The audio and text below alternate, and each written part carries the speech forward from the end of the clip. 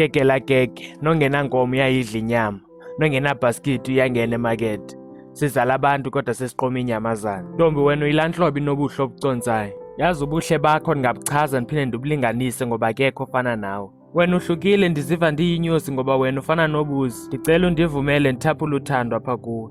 Asoze ndithi ndiyakuthanda ngoba elo gama lisetyenziswa ngabantu abaninzi kakhulukazi amaxoki. Elo gama livula iintliziyo zabaninzi ingakho likhalisa abaninzi. Ingakho ndingasoze ndithi ndiyakuthanda. Kodwa intliziyo yam yakhiwe ngawe, ingqondo yam nguwuqobo ngoba ayikho enye into endihlale ndicinga ngayo ngaphandle kwakho. Ndiyayazi uba uyawava la mazwi kodwa bendicela undikhombise ukuba entliziyweni yakho anayo indawo yohlala. Kunini ndizula ndifuna ofana nawe. Bese ndiqala nolahla ithemba ukuba ndizomfumana, kodwa wena wafika. Ndava intliziyo igxumagxuma, ingqondo yagcwala ubuhle bakho. Indlebe ziva nje ilizwi lakho ingathi zintaka zasehlotyeni. Yazi bese ndizicingela ukuba iinkomo zasekhaya ndizoziphungula kanjani, kodwa ndabona wena iingcinga zam zaphenduleka. Nanangabe ndiyaxoka xa ndithi uthando lwakho alundonelisi. Ukuthanda wena kusuka ekujuleni kwentliziyo. Ndicela uziva ndiyinsizwa, ndicela uvume ndizoyazi uba ndikusebenzela. Ngoba ngeke ndikuyeke, intliziyo yam inenkani ukodlula wena. Nani uthando lwam lonele wena wedwa, ndicela ungoyiki. Ndizoba nawe ndingakubhayizisi. Wena umuhle awufani nabanye, uyiyo yonke into endiyidingayo. Yazi ivoyisi yakho ithinta intliziyo ngisale ngongamadlozi.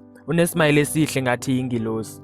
Cela uqala ngoxolisa, intliziyo ihlala ibalisa okuhle ngawe kodwa ingqondo ayikholwa. Ingakho ngicela uzibonele. Yazi ndiyazibuza ubuphi yonke le minyaka ngoba ndisakwazi uphila ngaphandle kwakho. Wena unendawo yakho wedwa entliziyweni yami.